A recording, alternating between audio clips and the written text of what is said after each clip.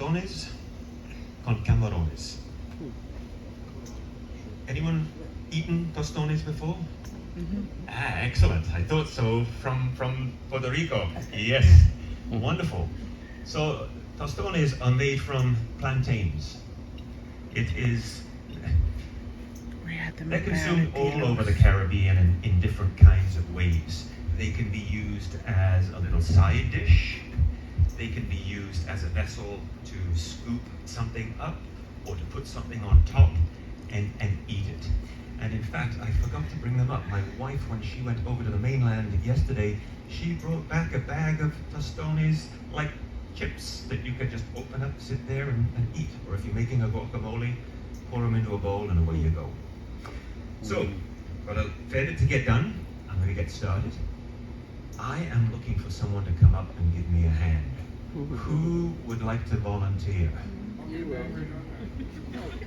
The lady sitting up there, did you raise your hand? You'd like to come and join? Come on up. Absolutely.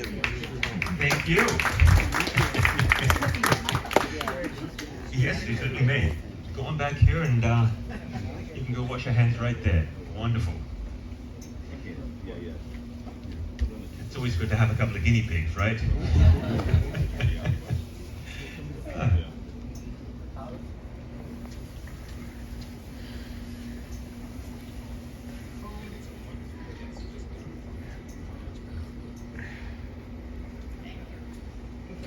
And your name is? Craig. Craig. Wonderful. Do you cook a lot at home, Craig? He always cooks at home. Fantastic. You're the chef at home. I am. Resident chef. Great. And you're from where? Prospect, Nova Scotia. Nova Scotia. Fantastic. Beautiful part of the world. We've opened up a number of restaurants there in Nova Scotia. Yeah. And your name is? Susan. Susan. You do the cooking at home? For the first 25 years, and then I said to him, the next 25 are yours. So it's a combination. So you've retired from the kitchen, but you're going to put on a show today for Doing us. a lot together. Okay, well that's great. Fantastic. Now the most important thing is, you two are here to make me look good. All right? That's it. That's it. Do as I say, not do as I do. And don't mess up. Oh boy, oh boy. You think Gordon Ramsay was tough to deal with? You haven't seen anything yet, okay? Oh dear. All right, so I've got some oil heating up, because what we're going to have to do is we need to cook off our tostones. And in order to do that, you can each grab a plantain. Maybe I'll give you this one here. You can come down this end here and work on it this side. Or you can stay on that side there, Susan. Try and peel these. We're going to cut them into small little pieces, and we're going to then fry them.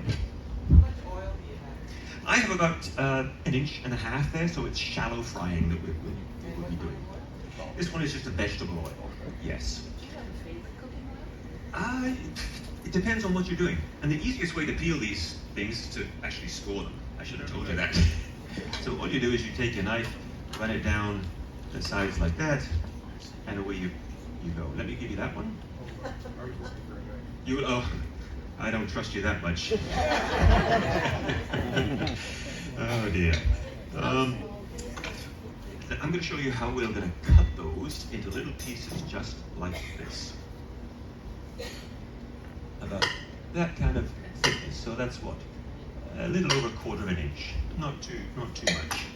And I want the oil to be at about 350 degrees Fahrenheit. Pump that up a little bit. So you asked me if I have a favorite oil. Most kitchens these days we use a neutral oil like vegetable oil for frying. It once used to be peanut oil, but so many peanut allergies, we keep it neutral. I cook a lot with olive oil. I do use a little bit of vegetable oil. This is an oil that I like to cook with. It's olive oil where I have confit garlic to it, so it has a wonderful garlic aroma. Salad dressings, frying off a little piece of vegetable, a steak, a piece of fish. Just very subtle and wonderful. So I always have a pot of that sitting around on the stove. Always good to have. Great, looking good. Very good indeed. Have you done this before? Not quite, all right. So once we get our oil up to temperature, we're going to give them a little cooking. And the first stage of the cooking, the temperature will be a little lower. than the final fry. And that process we call blanching. Even though it's in oil, it's like you blanch your vegetables. All the restaurants in the world, all the hotels in the world will blanch all of their vegetables ahead of time. They're peas, beans, carrot, so they're just underdone.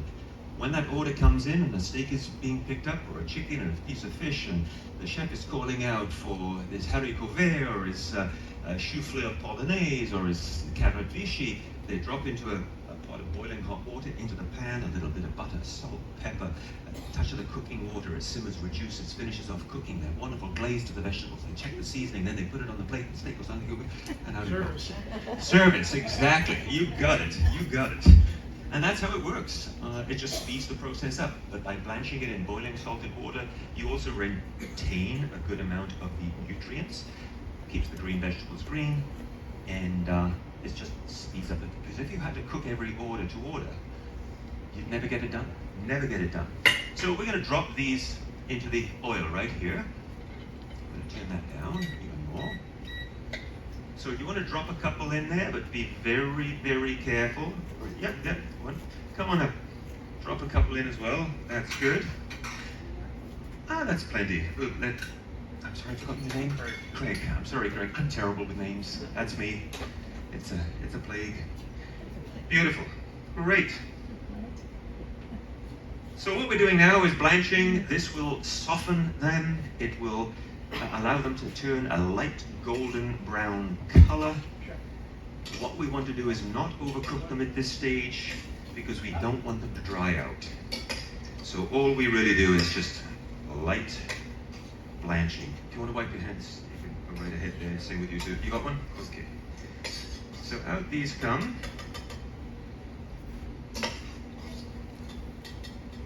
And these need to cool down for a minute or two.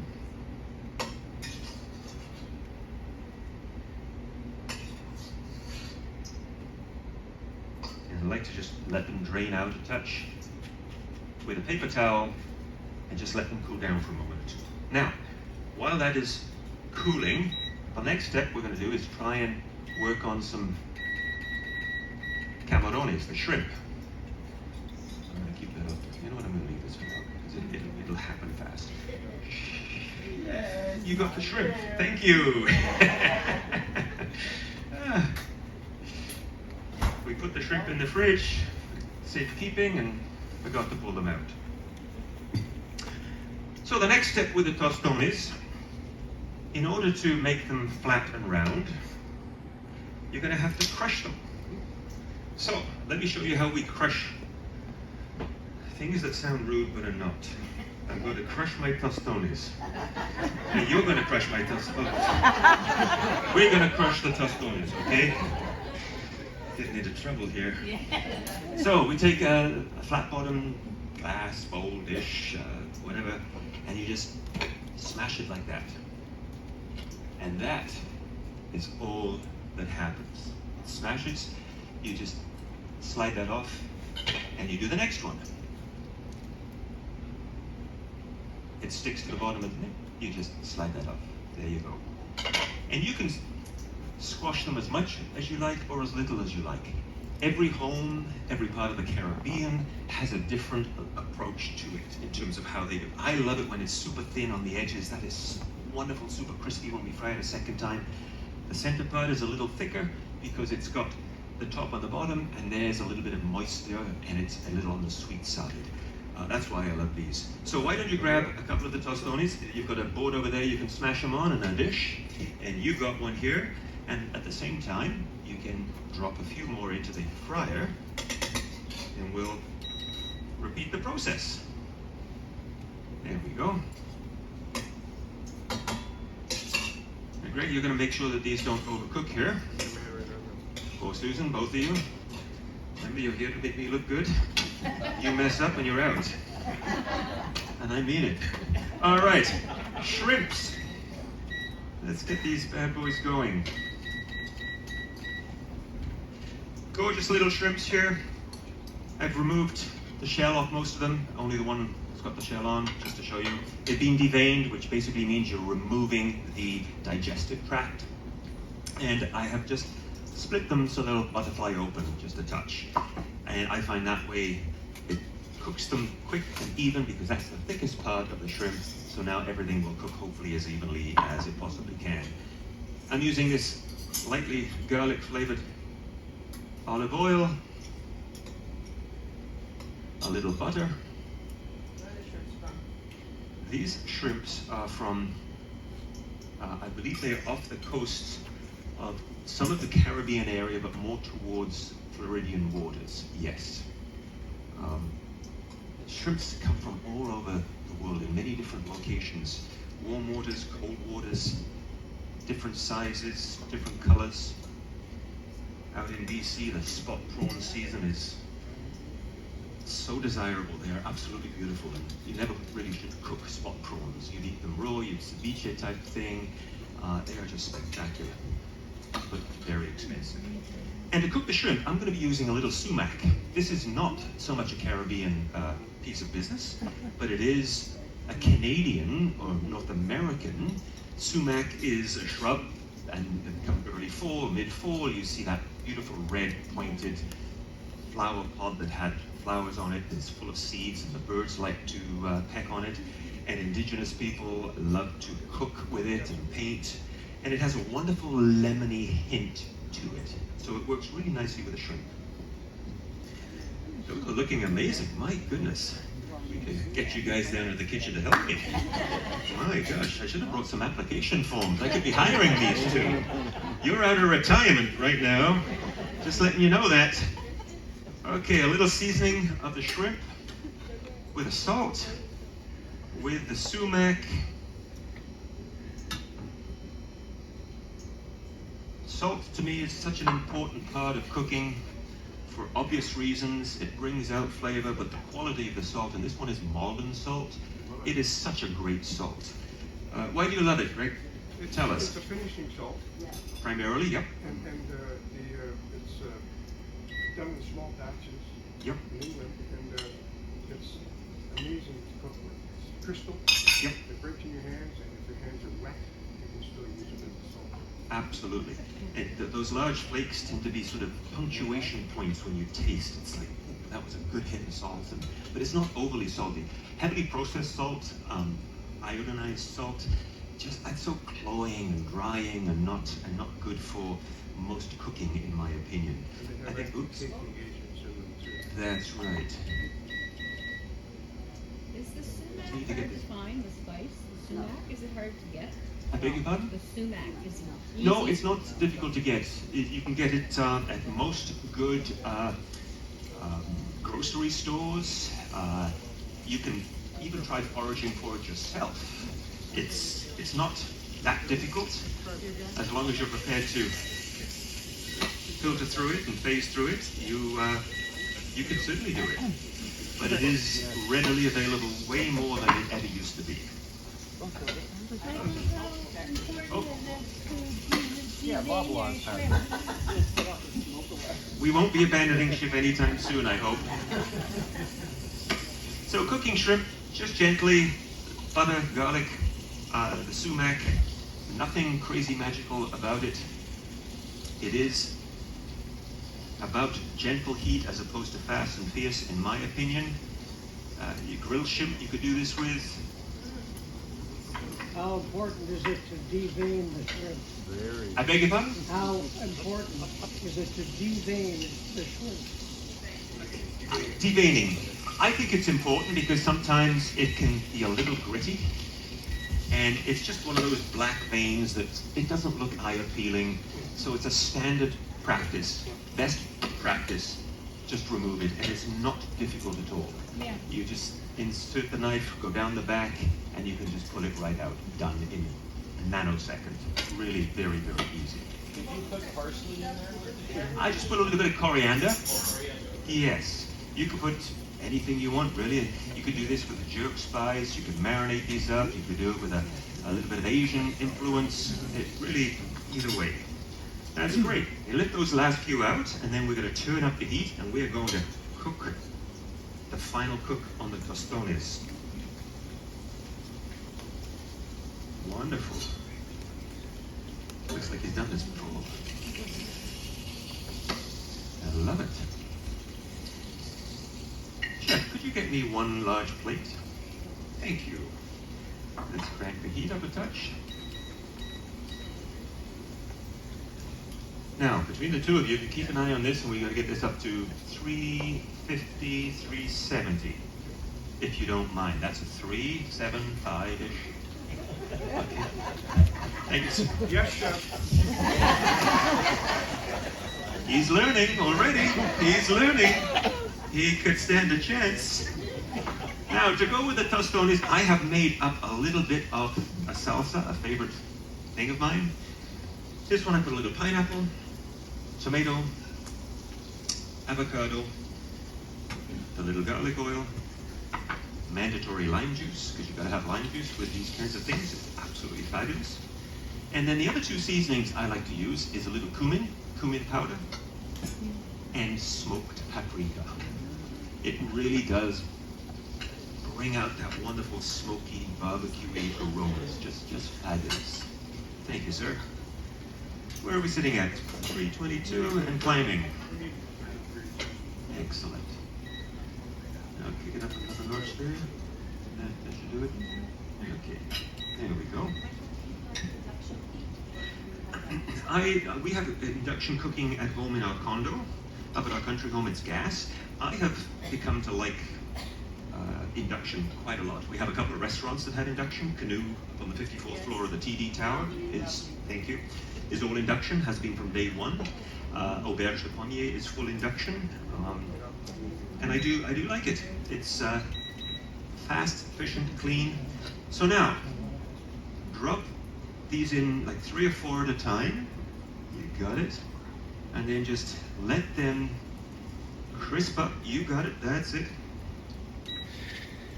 So the hotter oil is going to force out some of that extra moisture around the edge, the frilly edge of the tostone. So that'll become super, super crispy. And as I said, the center, where it's a little thicker, should remain a little more moist and sort of meaty.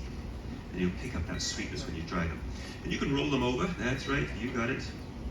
Put in a little bit more heat, because of course it does. We get temperature drop, and then we need a recovery time, and that's often the slowest part of deep fryers. Well done. Well done. Greg just said he bought an induction stove at home. A modern man.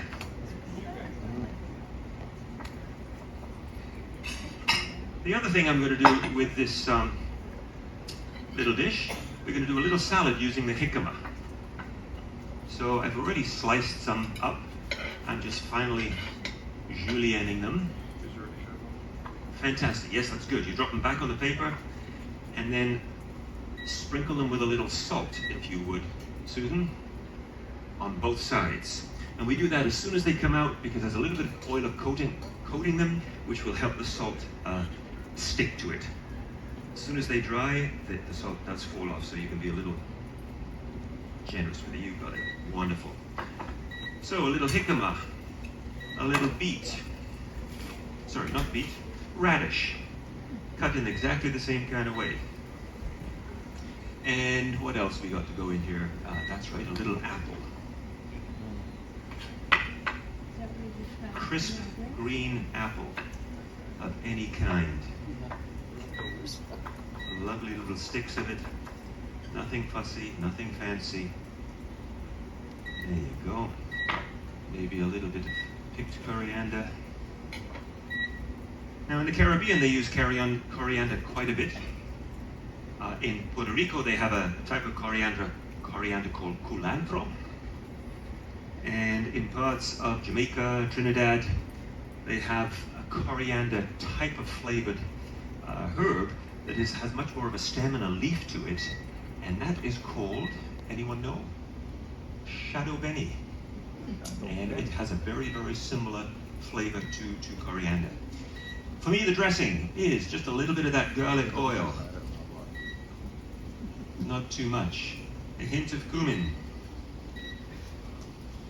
Not too much. A drizzle of honey.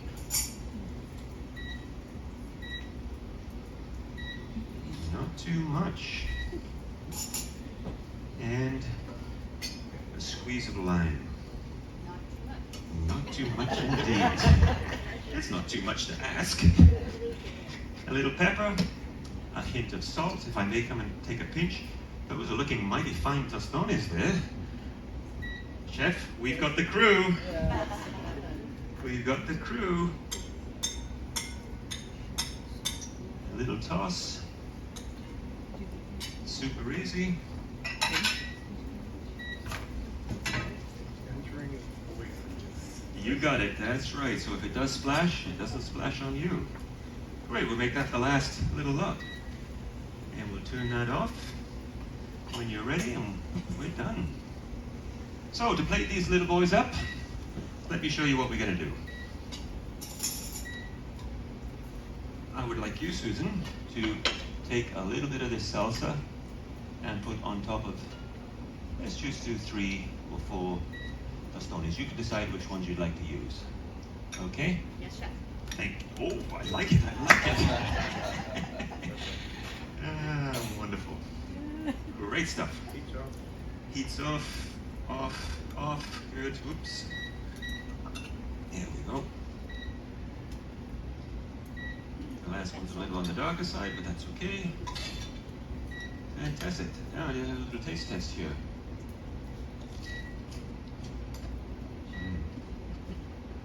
You guys are the tostone kings. Very nice. Mm. And Queen. Mm-hmm. My, oh my. We missed that. All right. I know. Timing's Would you like to take a little of the salad and place maybe in the center of those 2 plates for me? No, that's good. I think that's fine. Excellent. Well done. Well done. You can put one on and have one yourself. You've earned it. You have earned it. Just like a chef, he's using his hands. That's it. Gorgeous. All right. A little tostone. There we go. There we go. Aren't they good? You would impress your friends if you were to make this at home when you get back to the mighty fine city of Toronto or wherever you're from. Yes. Right? So next we're going to put a little shrimp on each one of these bad boys. I'll let you guys do that. And look at this beautiful salsa verde. This is with coriander, parsley, mint, basil.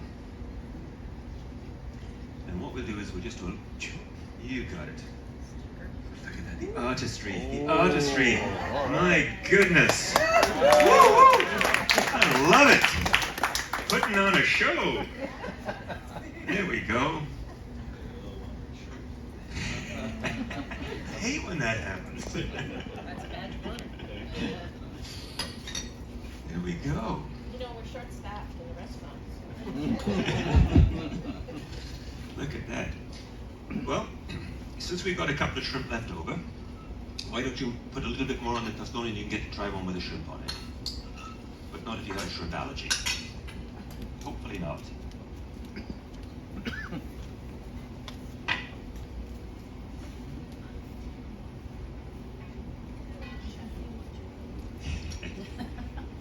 There we go. Hey Gary, go up and get a close-up. Videoing. Enjoy. I'm videoing. So these ingredients that I've shown you, that I've been